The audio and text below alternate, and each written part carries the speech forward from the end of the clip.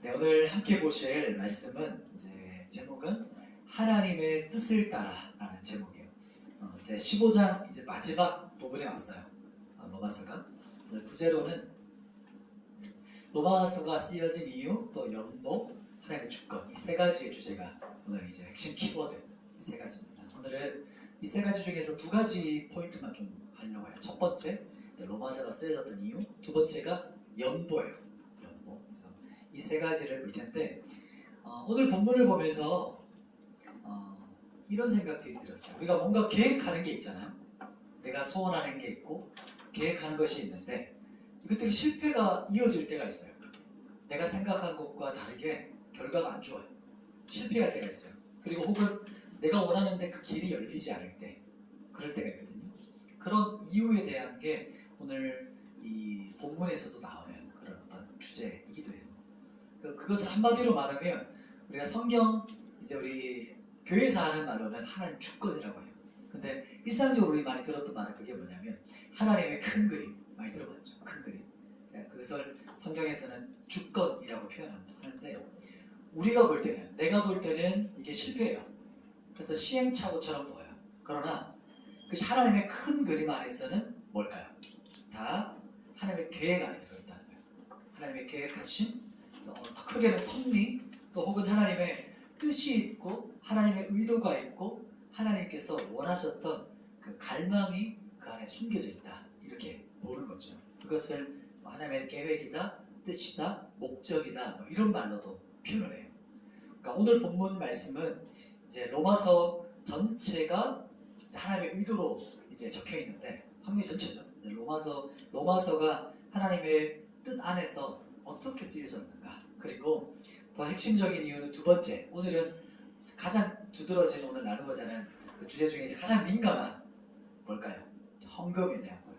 연보. 그래서 헌금과 연보가 오늘 본문의 주제로 나와요. 그 부분을 여러분과 함께 말씀을 통해서 함께 들어가 보도록 해보겠습니다. 오늘 첫 번째 한번 들어가 보시죠. 첫 번째 말씀은 들어가기 전에 지난주 벌써 까먹었죠? 2주 지나가지고 아마 가물가물할 거예요. 2주 전에 또 비슷한 이야기가 있었어요. 로마서가 쓰였던 그 이유 중에 너희가 다시 한번 생각나게 하려고 로마서를 이제 썼어요. 사도 바울이. 그리고 선교를 예배라는 어떤 그 가치관. 로마 교회를 향해서 이 사도 바울이 하나님께 드려지는 이 기쁨의 산 제사가 곧 이방인이 그리스도인으로 드려지는 것이다 라는 것을 가지고 고백했던 것. 마지막이 바울의 선교적인 마인드. 그가 가지고 있었던 그 전략은 남의 터 위에 하지 않고 어떤 거였죠? 개척하는 것. 새로운 장소, 새로운 곳을 뚫어내는 것. 그것이 바로 사도 바울이 가지고 있었던 그 하나님이 주셨던 사도 바울이 가졌던 그 선교 전략이었어요. 이것에 대해서 개척자 정신, 이것을 이제 2주 전이죠. 그때 나눴던 거. 이제 가물가물했죠. 다시 한번 리마인드. 오늘 이제 드디어 첫 번째 대지로 들어가 봅시다. 오늘 말씀 22절, 우리 첫 절이죠. 22절 같이 한번 읽어보도록 할게요. 22절 시작. 그러므로 또한 내가 너희에게 가려 하던 것이 여러 번 막혔더니. 아멘. 첫 번째는 사도 바울의 계획이 여러 번 막힌 이유예요. 여러 번 막힌 이유. 이제 성경 22절에 나오죠. 내가 너에게 가려고 했다 이렇게 말해요. 근데 가려고 한 것이 여러 번이었어요. 한두 번이 아니었고 여러 번 가려고 사도 바울이 마음에 계획을 했고 또 시도도 했어요. 그런데 여러 차례 시도했는데 어떻게 됐죠? 막혔어요. 왜 막혔을까요? 사도 바울의 사역을 보면 다 알 수가 있는데 사도 바울은요 선교 전략이 딱 도시 중심이었어요. 도시 중심. 중구난방 다니지 않고 어떤 지역의 딱 핵심 도시를 거점으로 딱딱 거주하면서 그 지역의 복음을 전파했어요. 이렇게 센터 처치라고 하거든요. 어떤 중심적인 센터를 딱 잡고 그곳에서 사역하고 먼저 회당에서 복음을 전하고 그리고 이방인에게 복음을 전했다. 이게 선교의 사도 바울이 가지고 있던 전략이었어요. 이 지역은요 로마였잖아요. 로마를 지금으로 생각하면 어떨까요? 로마를 생각하면 지금으로 보면 이제 미국의 뉴욕과 워싱턴 DC를 섞어놓은 모든 것의 중심 도시가 로마였어요. 그 당시만 알죠. 모든 길은 어디로 통한다? 로마로 통한다. 그런 것처럼 이 로마라는 도시는 사도 바울에게 있어서 가장 가고 싶었던 장소. 그러니까 전 세계의 가장 핵심 도시가 로마였기 때문에 로마는 반드시 가고 싶었어요. 그런데 막혔다. 이렇게 말해요. 그런데 왜 여러 번 계획했는데 막혔을까? 성경을 왜 그것을 뭐라고 말하냐? 이제 로마서 시작하는 서론에도 나오거든요. 로마서 1장으로 한번 쭉 넘어가 볼래요? 로마서 1장 13절로 한번 쭉 가보십시다. 보면 로마서 1장 13절에도 그 이유가 나와요. 자, 같이 한번 읽겠습니다. 시작. 형제들아, 내가 여러 번 너희에게 가고자 한 것을 내가 모르기를 원하지 아니하노니 이는 너희 중에서도 다른 이방인 중에서 같이 열매를 맺게 하려 하기로되 지금까지 길이 막혔도다. 아멘. 사도 바울이 거기 가서 열매 맺고 싶었는데, 즉 전도하고 선교해서 하나님의 복음을 전파하고 싶었는데 막혔다고 말해요. 여러 번 막혔다. 즉 여러 번 가려고 시도했는데 막혔다. 이렇게 말을 해요. 로마 교회는 또 독특한 것이 뭐냐면, 이제 기억하실 거예요. 로마 교회는 자생적으로 생겼어요. 즉 그러니까 누가 와서 개척한 것이 아니고 성도들이 자발적으로 모여서 세웠던 교회가 로마 교회였어요. 그래서 아주 건강한 교회인 거죠. 그리고 거기에 특별한 어떤 목회자가 없었음에도 불구하고 교회가 먼저 생겼고 나중에 그것을 돕는 사람들이 붙여졌거든요. 그래서 사도 바울이 참 그 특별한 교회잖아요. 가고 싶었다 이렇게 말을 해요. 그런데 사도 바울이 이 유명한 로마 교회에 가지 못하게 막힌 이유가 뭘까요? 조금 더 구체적으로 질문해 볼게요. 이렇게 질문해 볼게요. 사도 바울이 로마 교회에 가지 못한 결과가 뭘까요? 사도 바울이 로마 교회를 가지 못해서 나오게 된 게 뭐죠? 맞아요. 사도 바울이 그곳을 방문하지 못해서 사도들이 뭘 했냐면 그때서 로마서를 쓰기 시작했어요. 몇 번 막히고 나니까. 사도 바울이 로마 교회를 직접 방문하지 못하자 그제서야 로마서를 어떻게 해요? 이제 쓰기 시작합니다. 그죠? 그래서 로마서는 우리 1, 2에게 주신 하나님의 선물과 같은 책이에요. 로마서는요. 로마서를 통해서 지금 누구에게 지금 주어져 있죠? 지금 우리가 보고 있잖아요. 지금 나에게 내 손에 하나님의 살아있는 복음을 우리가 능력의 복음이라고 하는 이 사도 바울의 로마서, 하나님께서 감동으로 쓰신 이 로마서를 우리가 손에 잡고 볼 수 있고 읽을 수가 있게 된 것이죠. 교회사를 보면 참 많은 성도분들이 로마서를 통해서 거듭났어요. 그래서 인류 교회사를 보면 로마서를 통한 거듭난 역사라고 해도 과언이 아닐 정도로 로마서가 엄청난 성령의 역사였거든요. 그래서 로마서를 읽는 것 자체만으로도, 또 혹은 제가 로마서를 선포하는 것 자체만으로도, 예전에 패션이라는 집회에 보니까 어떤 젊은 선교사님이면서 목회자분이 로마서를 1장부터 8장까지 암송을 하는 거예요. 앞에서 그냥 말씀을 전하지 않고 선포해요. 그걸 보고 완전히 그 대부분의 패션 참석하는 사람들이 20대 초반에서 후반까지 청년들이거든요. 그 영국의 스타디움이 아니라 공간을 꽉 채워요. 다들 막 그 로마서 말씀 안에 막 감격하는 거예요. 그래서 마지막 피날레가 로마서 8장이었거든요. 로마서 8장을 이 젊은 사역자분이 선포하는데 너무 놀라웠어요. 그 기억이 또 나요. 그래서 말씀을 선포하는 것만으로도 엄청난 능력이 우리에게 부어지게 돼요. 그래서 여러분 도전하고 싶은 게, 제가 저기 하나 글귀를 이렇게 적어놨는데, 정말 로마서 말씀뿐만 아니지만 성경 전체에 대한 말씀이지만 우리가 지금 로마서를 보고 있는데 이 로마서 말씀을 정말 씹어서 드셨으면 좋겠어요. 이 의미를 알겠죠? 굶주린 사자가 먹이를 먹을 때 어떻게 해요? 움켜져가지고 누구에게도 뺏기지 않을 것처럼 갈기갈기 씹어 먹거든요. 하나하나 뼈까지도 다 씹어 먹어요. 그런 것처럼 성경을 뜯어서 먹고 반복해서 한마디 한마디 우리가 소화해냈으면 좋겠어요. 이것이 로마서가 우리에게 주어진 그 특권이거든요. 그래서 우리가 마치 영양분을, 어떤 음식 보면 영양분이 막 넘쳐흐르는 음식들이 있어요. 엄청 몸에 좋은 음식들. 이것을 먹을 때 어떤 일이 일어나죠? 그래서 우리가 섭취할 때 우리 몸속에서 이제 막 영향력들이 일어나요. 이제 우리 안에서 우리가 다 이해할 수는 없어요. 맛있는 걸 먹을 때, 좋은 음식을 먹을 때 이것이 어떻게 구체적으로 내 몸에 영향을 미치는지는 정확히 모르지만 내 몸에 이제 영향력이 미치기 시작하는 거죠. 그래서 혹은 로마서 읽을 때라든지 여러분이 성경 읽을 때 조금 모를 수 있어요. 다 이해되지 않을 수는 있어요. 그러나 우리가 좋은 음식을 먹을 때 다 이해하지 못하지만 말씀을 먹을 때 내 안에서 내 몸이 살아나고 회복되어지고 건강해지는 것처럼 말씀이 계속해서 먹는 거예요. 그러면 하나님의 능력이, 효능이 내 영혼에, 내 지정의에 미치기 시작하는 거예요. 그래서 로마서도 마찬가지예요. 그래서 하나님께 주신 이 성경을 우리 같이 뜯어 먹었으면 좋겠어요. 사도 바울의 계획이 여러 번 바뀐 이유가 곧 로마서가 쓰여지기 위해서였던 거예요. 이것을 기억했으면 좋겠어요. 그래서 구체적으로 하나님께서 사도 바울을 굳이 로마 교회 끝까지 안 보내고 막으셨던 이유가 결국에 각인가요? 로마에 이제 압송되기 때문에 끝까지 방문하지 못하도록 막았던 이유가 바로 지금 우리에게 로마서를 보여주고 싶었던 이유예요. 지금까지 연결되는 거예요. 그 목적으로 이렇게 막으셨던 거죠. 이것을 보면 우리한테 한번 생각해 적용해 보세요. 나에게 있어서 뭐 막히는 게 있다. 내가 뭐 어떤 것을 실패할 때가 있다. 내가 원하는 방향이 안 열려요. 내가 여러 번 시도했는데 막힐 때가 있어요. 그러면 그 이유가 다 있다는 거예요.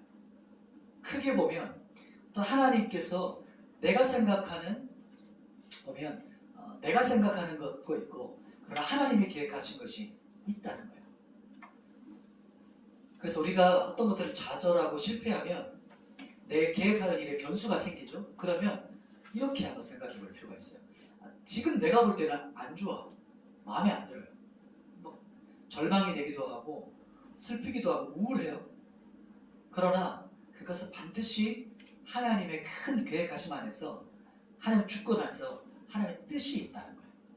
이게 참 어렵죠. 우리가 다 이해할 수 없기 때문에 설득되어지고 이해되지 않기 때문에 그것을 지금 내가 받아들이는 게 어렵지만 그러나 내 인생의 큰 그림으로 봤을 때 그 걸음도 뭔가 이유가 있겠구나 라고 생각할 수 있는 거죠. 그래서 오늘 첫 번째 봤던 게 핵심 첫 번째 부분이 로마서가 쓰여졌던 이 배경은 하나님께서 로마 사도 바울의 계획을 막았던 이유가 반복된 실패는 하나님의 주권 안에서 하나님의 쓰시기 위해서였다는 거예요. 그것이 첫 번째였어요.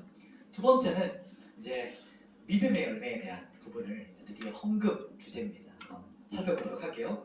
자, 로마서 15장으로 또 넘어갑니다. 우리 원래 본문으로 15장 26절 한 절 말씀 같이 한번 읽어볼게요. 15장 26절 시작. 이는 마게도냐와 아가야 사람들이 예루살렘 성도 중 가난한 자들을 위하여 기쁘게 얼마를 연구하였습니다. 네. 히터를 조금만 약하게 들어주시면 괜찮겠습니다. 그러면 두 번째는요. 이제 믿음의 열매는 기쁨의 연보다 이렇게 말해요. 두 번째 부분은 연보에 대한 주제예요. 보면 26절에 마게도냐와 아가야 성도들이 모은 것, 그래서 모은 연보를 누구에게 주고 있죠? 가난한 예루살렘 성도들에게 보낸다 이렇게 말을 해요. 근데 그 뒤에 뭐라고 말하냐면 기쁘게 연보를 모아서 드린다 이렇게 말합니다. 연보라고 번역했는데 원어는 연보가 아니고 뭐라고 말하냐면 교제, 참여, 나누어 줌이라고 해요. 연보라는 말 우리가 잘 알고 있는데 이 원어상으로 보면 연보라는 말은 교제고 참여고 나누어 준다. 그래서 연보라는 것은 그러니까 기쁨으로 나누는 거고 교제한다라는 의미를 가지고 있다는 거예요. 연보라는 거는. 그 이유가 그 다음 절이에요. 27절. 왜 그 이유인가? 27절 같이 한번 읽어볼게요. 시작. 저희가 기뻐서 하였거니와 또한 저희는 그들에게 빚진 자니 만일 이방인들이 그들의 영적인 것을 나눠 가졌으면 육적인 것으로 그들을 섬기는 것이 마땅하니라. 아멘. 그러니까 저희가 기뻐서 했대요. 왜요? 어떻게 연보가 기쁨의 나눔이 되었죠?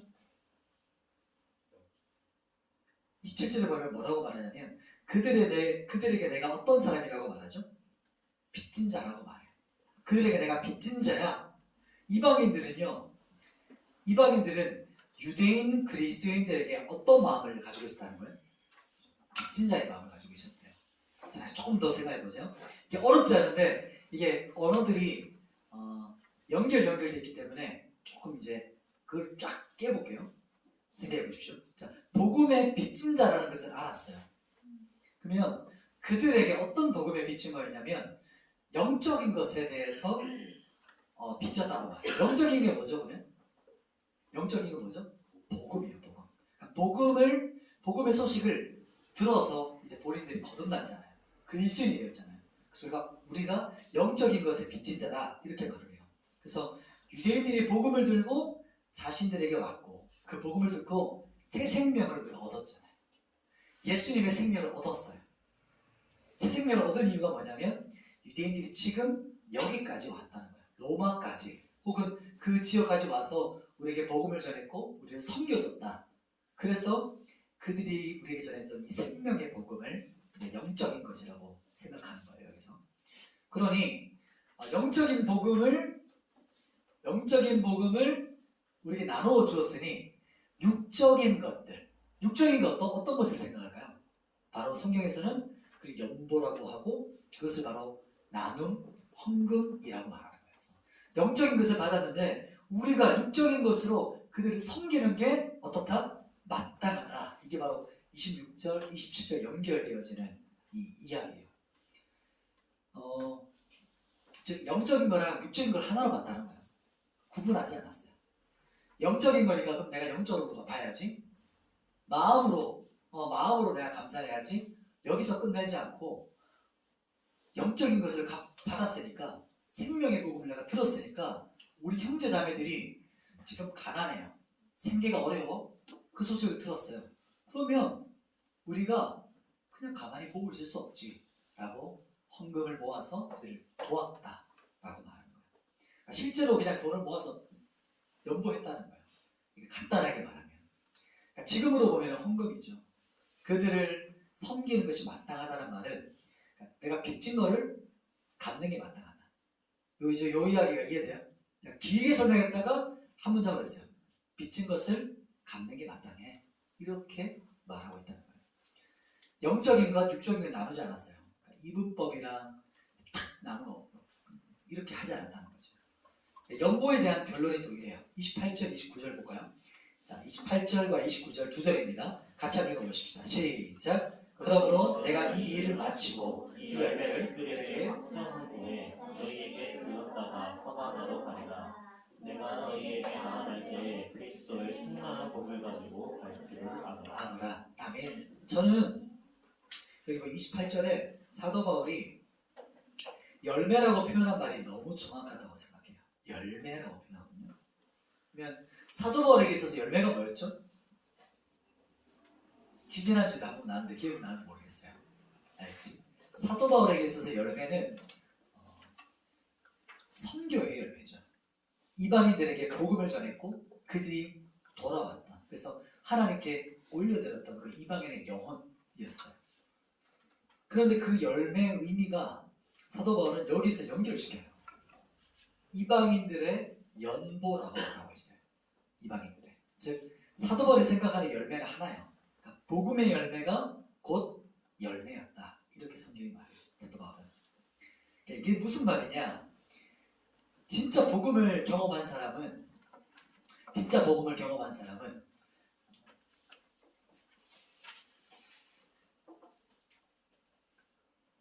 무엇으로 열매 맺을까요?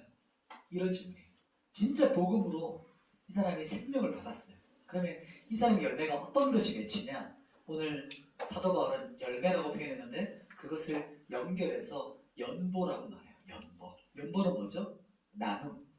나누어 주고 교제하고 헌금하는 거예요. 이것이 진짜 그리스도인들이 결국에 열매 맺어지게 되는 거예요. 열매는 맺어야지 막 힘쓴다고 되는 게 아니고 맺어지어 가거든요. 그래서 진짜 복음을 가진 사람은 이렇게 열매가 맺어지게 돼요. 그것을 말하고 있어요. 여기서 이제 민감한 질문을 던져볼게요. 우리 청년들은 어때요? 우리 청년들에게 있어서는 어떻습니까? 좀 더 구체적인 질문. 우리 청년들에게 있어서는 헌금 생활이 어때요? 어떠신가요? 우리가 겉모습으로 보면 우리는 이제 사람을 겉으로 보잖아요. 그래서 아, 저 사람은 보기에 믿음이 좋아 보여. 저 사람 너무 성실하니까 믿음이 좋을 거야. 저 사람은 좀 오랫동안 교회 다녔으니까 믿음이 좋을 거야. 여러 가지 어떤 외적인 것을 가지고 우리가 생각을 하죠. 그런데 하나님은 아시죠? 어떻게 아시죠? 하나님은 그 사람의 심령과 태부를 감찰해서, 그러니까 꿰뚫어 본다는 거예요. 그 깊은 곳에 뭐가 있는지를 보시기 때문에 하나님은 정확히 아세요. 그럼 우리가 아무것도 모를까요? 그렇진 않아요. 왜냐하면 성경에도 그 사람은 뭐로 알 수 있다? 열매로 알 수 있다 이렇게 말하거든요. 이 말이 이해돼요? 그래서 우리가 정확하게 그 사람 전체는 다 모르지만 어느 정도 그 사람을 알 수가 있어요. 오늘 본문에서처럼 그 사람의 열매가 얼마나 되나 이것을 통해서 볼 수 있어요. 그러니까 어떻게 가늠할 수 있을까요? 어떤 사람의 열매, 나의 열매 어떻게 가늠할 수 있죠? 오늘 본문에 뭐라고 말하죠? 연보예요. 헌금이에요. 아직 좀 무서우시죠? 그러면 목사님 교회에 돈 많이 내라는 말이에요. 이렇게 질문할 수 있겠죠. 그죠? 목사님 돈 많이 내면 믿음이 좋은 겁니까? 그 말이 아니에요. 잘 들어보세요. 믿음이 좋다는 것은 믿음이 좋은 것은 돈을 많이 내면 믿음이 좋은 게 아니고 내 상황에서 내가 얼마나 헌금을 할 수 있느냐가 따라 다른 거예요. 나의 상황에 따라서. 그러니까 가난한 과부 기억나세요? 가난한 과부가 예수님 보실 때 성전에서 얼마나 헌금했죠? 2렙돈을 냈어요. 정말 그 당시로 보면 몇천 원 안 되는 재정 돈이었어요. 근데 그 두 렙돈이 그 과부에게는 자기에게는 어느 정도의 가치였냐면 그게 생활비가 전부였어요. 그것을 자신이 헌금하고 구제했어요. 신약만 그럴까요? 그 구약도 그래요. 구약에도 보면 기준은 양이었어요. 양으로 제사를 드려야 돼요. 양이 기준이에요. 그런데 성경 레위기에는 뭐라고 말하냐면 그 사람이 형편이 안 되면 양 안 돼? 그러면 비둘기로 내려가요. 비둘기로 제사를 드려. 너 상황, 재정적 상황 어려우면. 그러면 비둘기도 안 돼? 그 다음 또 있을까요? 또 있어요. 너 비둘기도 안 돼? 그러면 고운 가루로 헌금을 해요. 즉 제사를 드려요. 이게 무슨 말일까요? 이게 무슨 의미인지 아시겠죠? 연보는 우리의 마음이에요. 우리의 마음이 표현되는 거예요. 그래서 이 시대가 우리를 속일 때가 있어요. 야, 마음이 중요하지. 중심이 중요해. 그럼 예를 들어 볼게요. 마음이 그 여인을 사랑해요. 마음이 그 형제를 사랑해요. 야, 마음이 중요하지 뭘 만나는 게 중요해. 내년에 만나. 이런 사람 있어요? 교제를 시작했어요. 사랑해요. 계속 사랑한다 하는데 실제 만나는 것보다 그냥 영상으로만 만나기 원해요. 카톡으로만 대화하기 원해요. 그럼 진짜 사랑인가요? 그렇게 생각하고 가스라이팅 당하고 있는 건가요? 그게 아닐 확률이 높아요. 당하고 있을 수 있어요. 지금 혹시 나오셔야 돼요. 그래서 이해되시죠? 그런 것처럼 이 시대는 뭔가 중심이 중요하다, 마음이 중요하다라는 걸로 우리의 어떤 행동과 우리의 어떤 액션을 합리화할 수가 있어요.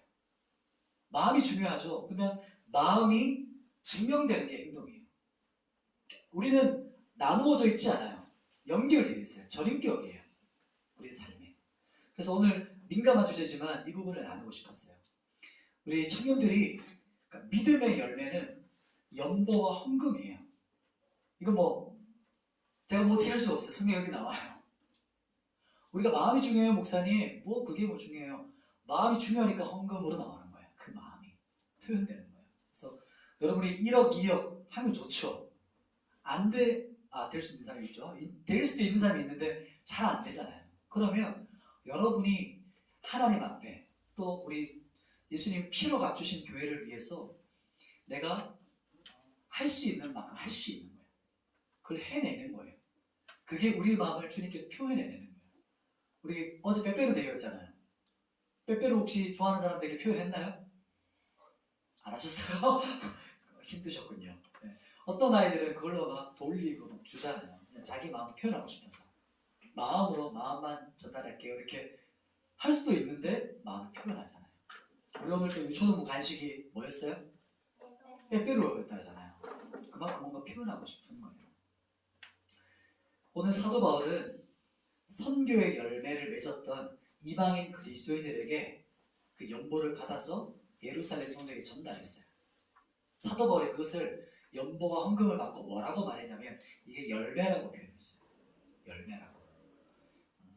그 사도 바울이 어떤 지역을 방문하기 전에 그래서 항상 미리 서신서에 보면 미리 연보를 준비하세요 라고 성경에 쓰여있어요. 그걸 보면 참 신기하죠. 왜 그랬을까요? 이방인들 그리스도인이라고 다 부자가 아니었어요. 가난한 사람이 많았기 때문에 미리 준비하면 갑자기 하려면 힘들잖아요. 마음이 어렵잖아요. 그래서 미리 조금씩 준비해서 사도 바울이 그 교회 방문했을 때 그걸 모아서 헌금을 했어요. 사도 바울이 그것을 가지고 섬기고 구제하고 선교를 했어요. 그리고 그래서 미리 준비하면 어떻게 헌금할 수 있죠? 기쁨으로 할 수가 있게 되기 때문에 기쁨으로. 이게 또 핵심 키워드예요. 헌금할 때 우리가 부담이 있을 수 있지만 그 부담을 기쁨으로 할 수 있는 만큼 부담을 가지는 거예요. 부담스럽지만 그것을 내 삶에서 기쁨으로 감당할 수 있을까? 그게 하나님께 드리는 기쁨의 제사예요. 그죠? 그래서 이방인들 또한 가난했기 때문에 미리 준비해서 이 믿음의 열매를 너희도 함께 동참해. 너희도 같이 해. 가난하니까 너는 괜찮아. 이게 아니고 가난하지만 조금이라도 너희도 같이 동참해. 이렇게 말해요. 그래서 우리 모든 청년들도 작지만 작은 것이라도 동참하는 게 중요해요. 나의 작은 것 하나 표현하는 게 중요해요. 혹 재정이 없으면 우리의 시간과 에너지로 같이 동참하는 게 중요해요. 그게 공동체를 함께 세워가는 거예요. 이게 참 신비롭죠. 우리의 몸을 쓸 때 같이 공동체를 사랑하게 돼요. 청소하면 평소에는 그냥 와서 앉았다 가고 쓰레기 보러 가는데 내가 청소하고 나면 안 더러워지는 방법을 생각해요. 자기 단체방이 생기면 마찬가지의 원리예요. 교회에서도 우리 육체적인 것들 우리가 볼 때는 뭐 그렇게 중요한가라고 생각했던 것들을 함께 하기 시작하면 점점 사랑하게 되어져요. 그래서 오늘 본문에서도 사도 바울은 그 이방인들 초신자거든요. 이방인들 해봐야 이방인 그리스도인들 몇 주 차가 안 되시는 분들이에요. 우리 세월호 온 친구도 있지만 그 교회 온 지 몇 주 안 된 친구들에게도 너도 같이 동참해 이렇게 건면했다는 거예요. 마지막 한번 얘기하고 싶어요. 우리 청년들이 믿음이 약해질 때 있죠. 그럼 그게 내가 약해지고 뭔가 바닥을 친다? 어떻게 나타날까요? 그게 어떻게 표현되냐면 하나님에 대한 회의감, 불신 이게 어떻게 나타나냐면 가장 먼저가 헌금 생활로 나타나요. 헌금 그냥 할 수는 있어요. 똑같이 할 수 있지만 마음에 뭐가 올까요? 기쁨이 사라져요. 부담만 남게 되는 거. 이게 지금 내가 뭔가 믿음이 이상해지고 있구나. 이게 리트머스 종이처럼 볼 수 있는 부분이에요. 그래서 헌금의 액수가 똑같을 수 있지만 기쁨이 사라진다? 그럼 내가 다시 돌아보는 거예요. 그래서 아주 오늘 민감한 주제 이 연보, 헌금, 또 교회를 세우는 것에 대한 실제적인 영역이에요. 이 부분을 나누는데 너무 중요한 메시지이기 때문에 같이 조금 더 구체적으로, 직설적으로 이야기를 나눈 거예요. 그래서 열매는 믿음의 열매는 뭐다? 연보와 같다. 그래서 기억했으면 좋겠어요. 마지막 세 번째는 핵심만 좀 살펴보고 바로 넘어갈 거예요. 이제 드디어 15장의 마지막 부분이거든요. 32절과 33절 두 절 말씀을 같이 한번 읽어보도록 하십시다. 32절, 33절 시작. 나로 하여금 하나님의 뜻을 따라 기쁨으로 너희에게 나아가 너희에게 함께 편히 쉬게하라. 평강의 하나님께서 너희 모든 사람과 함께 계실지어다. 아멘. 보면 세 번째가 하나님의 뜻을 따라라는 거예요. 마지막은 이제 실제로 보면 로마서의 마지막에 성경 이 편지에 15장까지가 보면은 로마서의 내용으로 가요. 그리고 16절은 우리가 잘 아는 것은 에필로그 알죠? 마지막 매듭글 같이 안부 인사를 전하는 글들이에요. 그러면서 한 사람 한 사람 그 사도 바울의 그 심장에 있었던 사람들을 이름을 한 사람 한 사람 언급하면서 특별한 어떤 언급들을 해요. 한 사람 한 사람. 이게 16장 이야기고 그래서 다음 주, 그 다음 주에 하면 이제 로마서가 마지막 끝을 맺어요. 이제 15장에 보면 처음에 이렇게 말해요. 하나님의 뜻을 따라 라고 말을 해요. 하나님의 뜻을 따라. 사도 바울은 로마 교회 성도들에게 이제 마지막 사역에 대해서 이제 기도해달라고 부탁해요. 로마 교회 성도분들 저를 위해서 이렇게 기도해 주십시오 라고 하는 게 지금 마지막 부분이에요. 그 기도가 뭐냐면 기도를 부탁하고 있다는 것은 뭐냐면 사도 바울이 지금 뭔가 직감하고 있어요. 내가 거의 내 사역의 끝이 와가고 있다는 걸 예감하고 있어요. 순교의 그 시간이 점점 다가오고 있다는 걸. 또 사도 바울은 심지어 마지막 예루살렘으로 돌아갈 때 자기가 죽게 될 것 또한 알고 있었어요. 그 많은 예언자들이 예언해 줬거든요. 너 당신 가면 포박당하고 죽임 당할 겁니다. 그러나 사도 바울은 그 앞에 나아가요. 아무튼 그 마지막을 앞두고 나서 이제 기도를 부탁해요. 사도 바울이 로마 교회들에게. 그게 바로 32절 말씀인데 뭐라고 말하냐면 로마 교회에 나아가길 원하는데 근데 그 전제가 또 이렇게 말해요. 내가 로마 교회에 가고 싶어요. 마지막까지 말하잖아요. 그런데 이제는 뭐라고 말하냐면 전제가 하나님의 뜻을 따라 이라고 말을 해요. 이게 무슨 말이죠? 하나님의 뜻과 계획과 그게 하나님 원하시는 거면 하나님께서 의도하셨고 그 하나님의 원함이 있으면 내가 로마를 방문하고 싶어요. 이렇게 이제 말을 하고 있는 거예요. 성경 전체에 흐르는 주제이기도 해요. 하나님의 뭘까요? 주권. 하나님의 주권. 하나님의 그 주인 되신 말하는 거죠. 모든 것의 주인 되시고 통치자 되신 하나님의 뜻을 따라서 주님이 원하시면 제가 로마교회 성도분들 만나보고 싶어요. 저를 위해서 기도해 주세요. 라고 말하고 있는데 사도 바울의 마지막 편지를 마무리하면서 이렇게 고백하는 거예요. 당신들이 나를 위해서 기도해 주십시오. 그래서 말하면서 가고 싶은데 그것은 내가 계획한 것과 누가 계획한 것이 다를 수 있다? 하나님의 계획이 다를 수 있다. 내가 아무리 뜨거운 선교의 열정을 가지고 있고 하나님을 위해서 내가 이런 어떤 마음이 있지만 그거 있을지라도 하나님의 뜻과 내가 조금 다르다면 내가 그걸 내려놓겠습니다. 그래서 하나님의 뜻 가운데서 제가 나아가기 원해요. 이렇게 말하고 있는 거예요. 참 마지막까지 의미심장하죠. 하나님의 주권 안에서 내가 이 모든 것들을 끝맺고 싶어요. 이렇게 말하고 있습니다.